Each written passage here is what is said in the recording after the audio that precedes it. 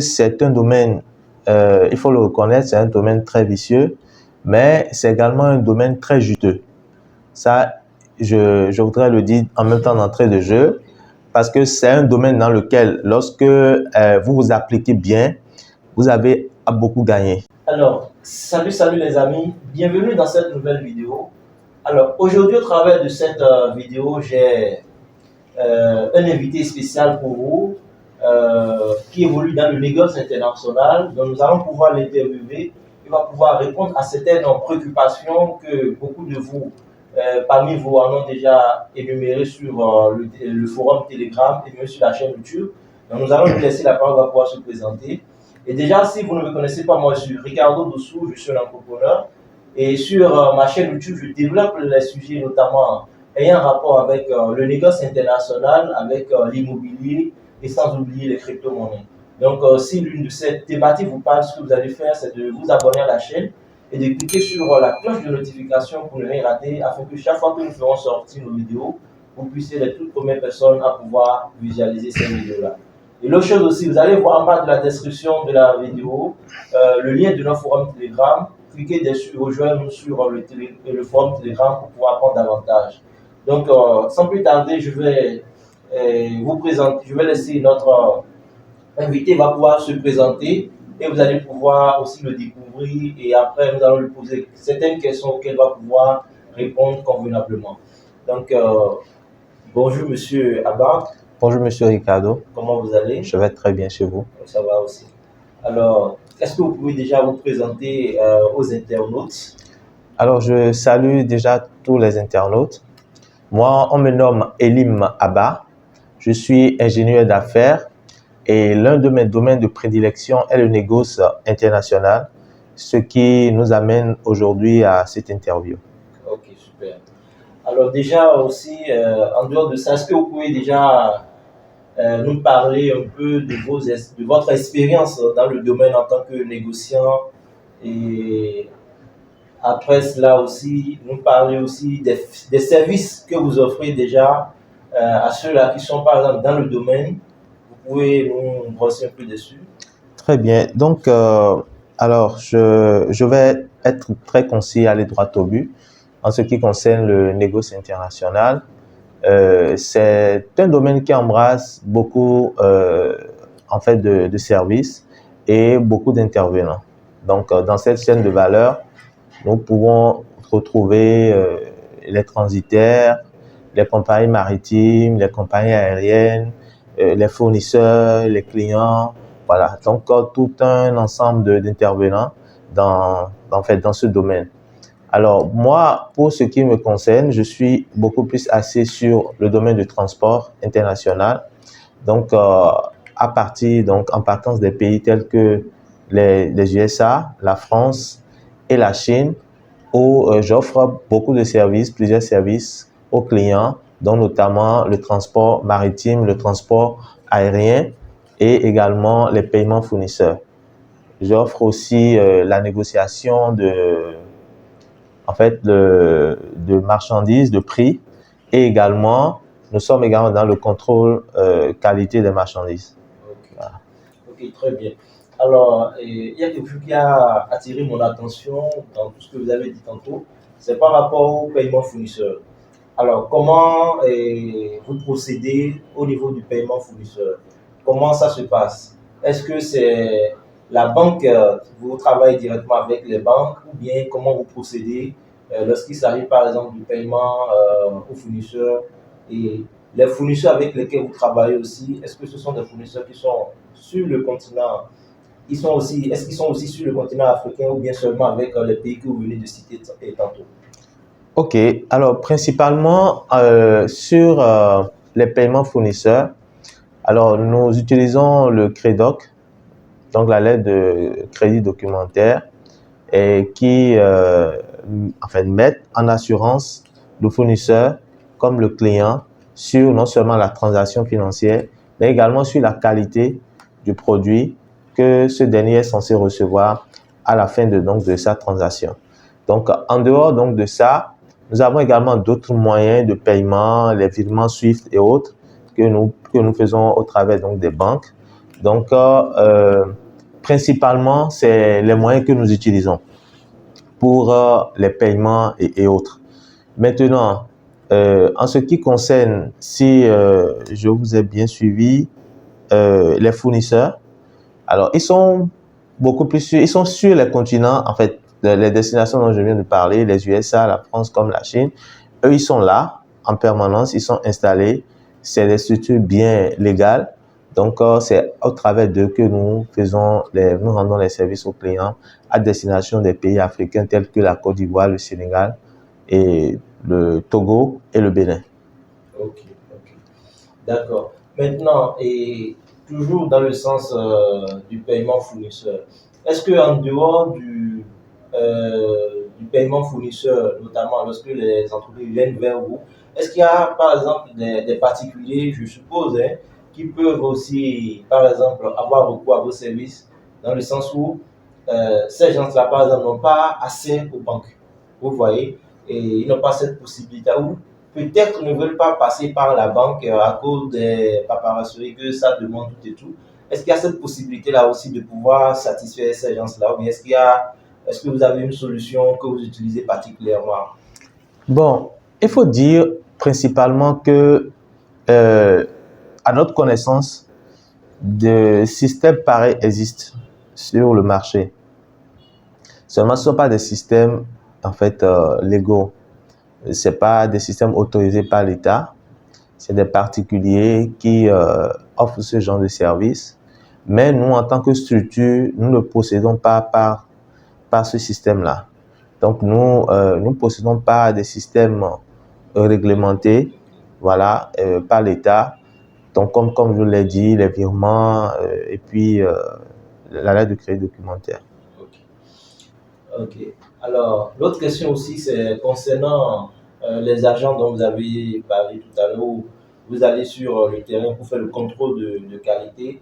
Alors, lorsque vous voulez faire le contrôle de qualité, est-ce que le contrôle de qualité, vous avez des agents qui sont, par exemple, aux USA, qui sont en Chine ou bien en France, qui peuvent déjà, lorsque le fournisseur ou bien le client vous contacte, pour ces agents-là pourront aller directement sur le terrain vérifier pour vous bien comment vous procédez aussi dans ce sens-là? Il faut dire que nous avons des cellules particulières qui sont dédiées à cette tâche-là, surtout pour les clients qui n'ont pas la possibilité de voyager, qui sont sur place, mais qui voudraient quand même obtenir un certain nombre de marchandises, et principalement pour ceux qui reçoivent souvent les marchés d'État ou des appels d'offres, qui ont envie de commander des produits et s'assurer de la qualité de ce que les fournisseurs vont leur livrer. Donc, ils ont recours à nous par rapport à ce service de contrôle de qualité. Et nous avons des équipes dédiées dans chaque pays qui se déplacent pour aller faire la vérification, donc selon les spécificités et les caractéristiques que les clients ont fournies.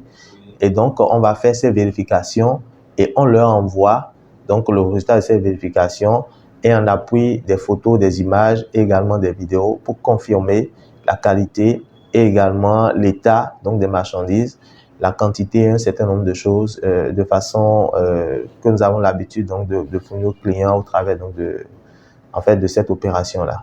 Donc, c'est comme ça que ça se passe. Maintenant, il faut reconnaître que cela dépend de chaque continent. Il arrive que, par exemple, en Chine, où on opère souvent, le fournisseur peut se retrouver dans une autre ville. Donc, le déplacement, parfois, il faut des visas pour aller faire le contrôle. Donc, les coûts peuvent, à un moment donné, être un peu onéreux aux clients, d'accord? Mais quand la distance n'est pas en fait trop donc, entre nos entrepôts, d'accord, et l'entrepôt du fournisseur, donc ça, on le fait gratuitement. Ok, très bien. Alors, l'autre question qui me vient aussi en tête, c'est comment vous faites les achats de marchandises pour les clients qui viennent vers vous? Alors, pour les achats de marchandises, il y a deux modes opératoires. Il y a le fait que, en fait, il y a la procédure où c'est le client même qui fait la recherche de son fournisseur. Et lui, il nous met en contact avec le fournisseur, c'est-à-dire qu'il a déjà contacté son fournisseur, il a discuté, ils ont parlé du produit, ils se sont entendus et lui vient juste nous remettre les coordonnées et les informations d'accord, du fournisseur. Et nous, on se charge sur place là-bas, donc de nous déplacer, de discuter avec le fournisseur jusqu'à ce que la réception des produits soit effectuée et on le fait le transport. Mais il y a aussi le fait qu'il y a beaucoup donc de clients qui achètent également par des sites tels que Amazon, Alibaba, AliExpress, etc. et qui trouvent des articles, qui nous envoient des liens et via nous des cartes bancaires, on se rend donc sur ces liens-là, on fait l'achat, on les fait livrer dans nos entrepôts et puis on les fait transporter par le moyen voulu par le client, ce peut être par voie aérienne comme par voie maritime. Ok, très bien. Ok. Ok, très bien. Alors, bon, est-ce que vous pouvez aussi déjà nous parler de votre expérience dans le domaine? Parce que je vois certaines personnes tenir des propos de telle sorte qu'ils disent que le négoce international, c'est pas un métier donné à tout le monde peut pas faire le négoce international, bien c'est quelque chose qui n'est pas conseillé de ne pas aller le faire. Bon, déjà, vous, qu'est-ce que vous pouvez conseiller, par exemple, à quelqu'un qui désire se lancer dans ce secteur d'activité? Alors, je ne voudrais pas dire tout de suite d'entrée de jeu que c'est un domaine difficile ou c'est quelque chose d'impossible à faire ou à réaliser. Donc, je ne dirais pas tout de suite d'entrée de jeu que c'est un domaine dans lequel il ne faut pas s'aventurer parce que c'est un domaine, il faut le reconnaître, c'est un domaine très vicieux, mais c'est également un domaine très juteux. Ça, je voudrais le dire en même temps d'entrée de jeu parce que c'est un domaine dans lequel, lorsque vous vous appliquez bien, vous avez à beaucoup gagner. Non seulement en termes de relations, parce que l'aspect pécunier n'est pas forcément le but principal. C'est vrai que l'entreprise doit survivre, pardon. Il faut payer les charges et autres, mais ça vous ouvre beaucoup d'horizons sur le plan international, d'accord? Et par exemple, lorsque je reviens sur le côté, lorsque je disais tout à l'heure que c'est un domaine très vicieux, je prends par exemple un seul paramètre, je prends le paramètre de délai, tout simplement. Alors, vous avez des gens qui ont reçu des marchés ou qui ont gagné des marchés, qui vous ont commandé des marchandises. Mais si vous ne faites pas attention, le fournisseur peut vous livrer après le délai.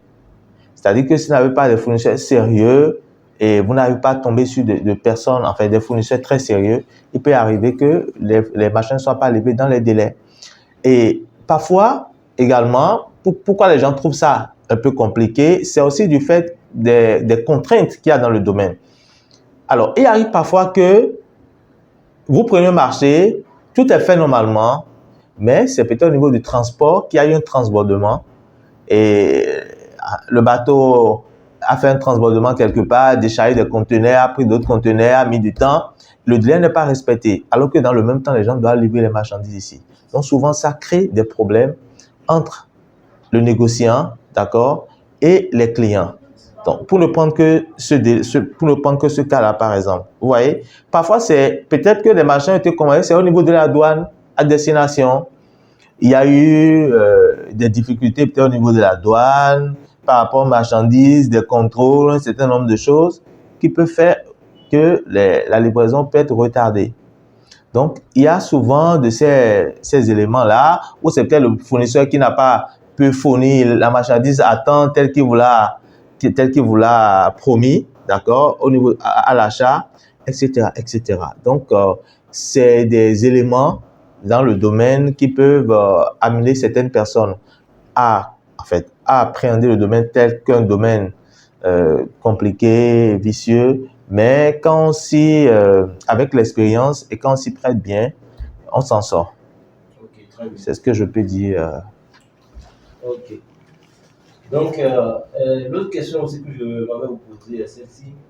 Et lorsque vous avez eu à travailler, par exemple, avec les Européens ou bien les Asiatiques, leur façon de faire par rapport à un Africain, quelle est la différence que vous avez pu remarquer dans le faire de chacun?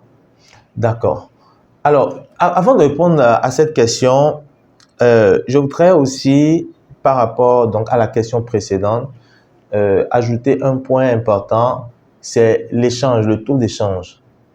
Ça aussi, c'est des éléments qui peuvent constituer des différends entre les clients et le fournisseur et les négociants que nous sommes. Vous avez certainement commandé une marchandise à un coût et il peut faire que du jour au lendemain, ça change. Le taux de change, en fait, qu'il y a une variation, voilà, fluctue.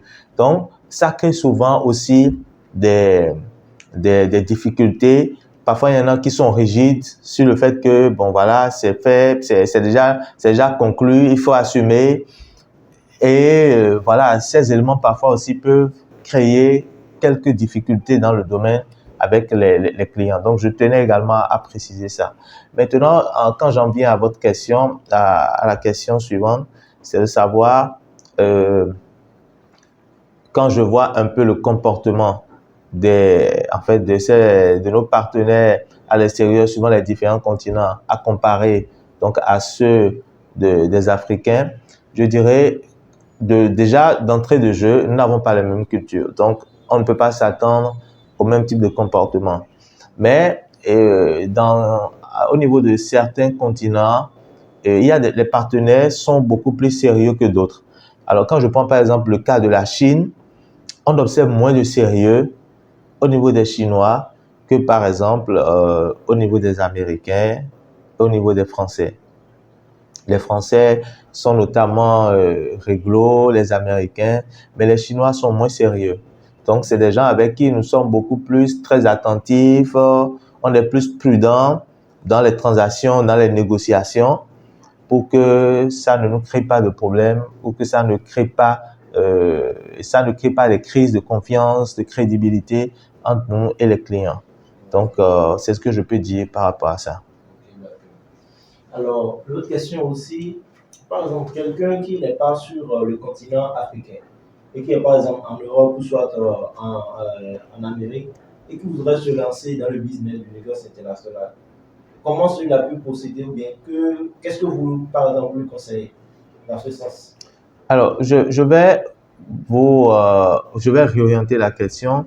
Vous voulez savoir si vous avez quelqu'un en Europe qui voudrait entrer dans ce domaine-là vers l'Afrique ou en fait vers n'importe quelle destination? Vers n'importe quelle destination. Alors, moi, la première des choses, c'est déjà de commencer par trouver des partenaires sérieux avec qui il faut travailler. Parce qu'on ne pouvait pas travailler vers des destinations sans avoir des points de contact. Vous ne pouvez pas vouloir venir en Afrique sans avoir un partenaire en Afrique. Vous ne pouvez même pas travailler en Europe sans avoir un partenaire en Europe. Donc, c'est déjà de commencer par identifier des partenaires sérieux qui sont dans le domaine avec qui vous pouvez déjà travailler. Et donc, à partir de là, je dis toujours quelque chose. Quelqu'un qui veut se lancer, il faut un background. Donc, il faut forcément soit faire une formation dans le domaine, comprendre comment ça fonctionne, ou faire peut-être des stages pratiques auprès donc déjà de structures qui sont déjà dans le domaine pour bien comprendre le domaine avant de se lancer. Et après, une fois que les partenariats sont noués, je pense que le tout est joué. Voilà. Ok, d'accord. Donc, je pense que pour ces quelques questions, on va s'en arrêter là pour l'instant. Je pense que nous allons faire une seconde partie de cette interview. Et pour ceux-là qui veulent vraiment davantage apprendre sur le négoce international, nous avons mis en place un programme pour vous. Vous pouvez prendre ce programme-là et approfondir vos connaissances dans le domaine pour pouvoir effectivement vous lancer. Vous voyez? Donc, si vous avez aimé la vidéo, ce que vous allez faire, les amis, c'est de liker la vidéo et de partager la vidéo autour de vous. Et vous verrez toujours en bas de la description de la vidéo le lien de notre forum Telegram. Cliquez dessus et rejoignez-nous pour que nous puissions approfondir davantage sur vos connaissances dans ce domaine-là. Sur ce, on se dit à très bientôt pour un nouveau numéro. Bye bye.